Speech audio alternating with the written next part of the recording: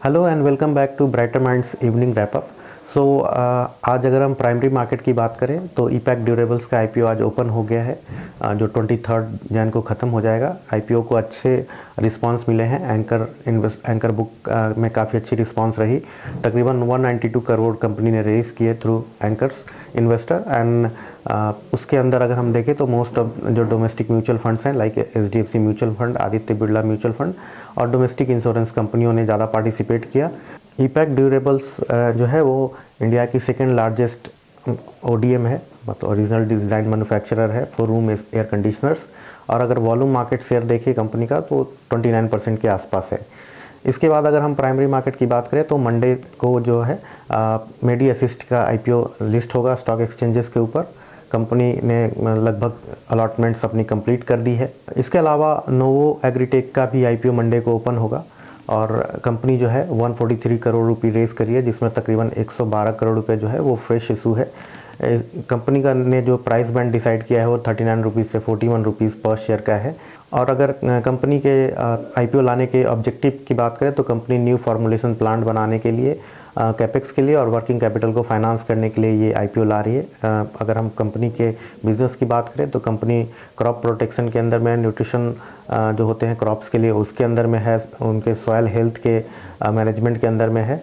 अगर हम secondary market की बात करें तो सबसे पहले जो मेन हाईलाइट है वो ये है कि कल जो है मार्केट ओपन रहेगी। कल एनएससी बीएसई ने स्पेशल ट्रेडिंग सेशन रखा है अपने डिज़ास्टर रिकवरी साइट्स के टेस्टिंग के लिए। ये जो सेशन होगा इसमें दो फेजेस में ये सेशन जो है चलेगा। पहली जो है सेशन स्टार्ट होगी 9:15 to 10 की। इसके बाद जो सेकंड वाली सेशन होगी वो 11:13 AM पे बिगिन होगी और वो 1 घंटे का सेशन होगा। तकरीबन 12:30 PM पे वो क्लोज़ हो जाएगी। इसके अंदर जो मेन है वो ये है कि जो सारे जितने भी स्टॉक्स हैं उनके प्राइस बैंड जो है वो लिमिट में रहेंगे। वो जो लिमिट है वो 5% का लिमिट है ऑन बोथ साइड्स। और जिन कंपनियों का ऑटोमेटिकली 2% का प्राइस बैंड है वो 2% के प्राइस बैंड में ही ट्रेड करेंगे। इसके अलावा अगर हम देखें तो ऑब्वियसली जो टुमारो है वो क्लियरिंग हॉलीडे है, तो कल जो भी ट्रेड होंगे उनका सेटलमेंट जो है वो मंडे की ट्रेड की तरह होगा और ट्यूसडे को वो सारी चीज़ें जो है T+1 बेसिस पे कंक्लूड होंगी। अगर हम इंडाइसेस के परफॉर्मेंस की बात करें आज तो मार्केट ने एक रिकवरी दी है। मार्केट पॉजिटिव क्लोज हुआ है। तकरीबन निफ्टी के अंदर में 0.7% का हमने जंप देखा है और mid cap small cap indices के अंदर में भी एक अच्छी रिकवरी देखने को मिली है। तकरीबन 1% प्लस दोनों इंडाइसेस क्लोज हुई हैं। इवन ब्रॉडर मार्केट की अगर बात करें हम NSE 500 की तो वो भी एक अच्छे मूवमेंट के साथ क्लोज हुआ है, तकरीबन 1% अप क्लोज हुआ है।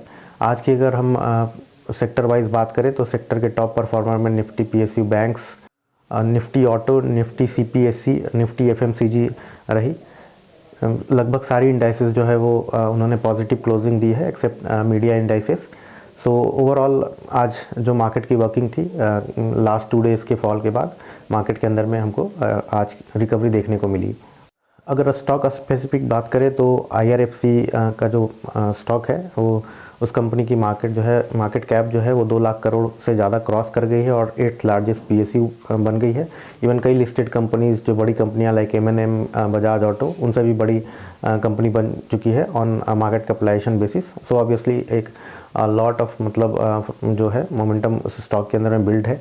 इसके अलावा अगर हम देखें तो टाटा कंज्यूमर ने अपनी जो रिसेंट एक्विजिशन किए हैं उन्होंने ऑर्गेनिक फूड्स वगैरह के। इसके अलावा अगर हम देखें तो टाटा कंज्यूमर प्रोडक्ट्स ने तकरीबन 6500 करोड़ रुपीज़ रेज करने का अपना एक अप्रूवल दिया है। ऑब्वियसली ये जो फंड रेजिंग हो रही है वो capital food and organic India का जो रिसेंट एक्विजिशन टाटा कंज्यूमर ने किया था उसको फंड करने के लिए है। इसमें जो 6500 करोड़ में तकरीबन 3000 करोड़ का जो फंड रेज होगा वो थ्रू राइट्स इशू होगा। अगर रिजल्ट्स के पॉइंट ऑफ व्यू से बात करें तो आज की जो मेजर हाइलाइट्स रही रिजल्ट्स में उसमें रिलायंस जियो का रिजल्ट आया है। कंपनी ने QOQ बेसिस पे काफ़ी अच्छे रिजल्ट्स डिलीवर किए हैं। हालांकि मार्जिन्स कंपनी की जो है वो मेंटेन्ड है, उसके अंदर कोई ज़्यादा ग्रोथ दिखी नहीं है और कंपनी के जो रिज़ल्ट हैं वो एक्सपेक्टेशन से बेटर आए हैं। इसके अलावा अगर हम देखें तो हिंदुस्तान यूनिलीवर ने भी आज अपना रिजल्ट्स अनाउंस किया। Obviously company volume growth level पे स्ट्रगल कर रही है और जो वॉल्यूम ग्रोथ है कंपनी का वो फ्लैट रहा ऑन QOQ बेसिस। 2% लेवल पे वॉल्यूम ग्रोथ हुई है HUL की। एफएमसीजी जो पैक है उसके अंदर वॉल्यूम की जो बेसिस पे जो स्ट्रगल हो रही है वो कंटिन्यूड है। वॉल्यूम ग्रोथ लेवल पे लगभग सारी एफएमसीजी कंपनी ने कोई पॉजिटिव सरप्राइज़ नहीं दिया है। तो आज की हमारी मार्केट राउंड अप में हम इन्हीं चीज़ों से समराइज़ करते हैं। So thank you for watching and have a good day. Investment in securities market are subjected to market risks. Read all the related documents carefully before investing.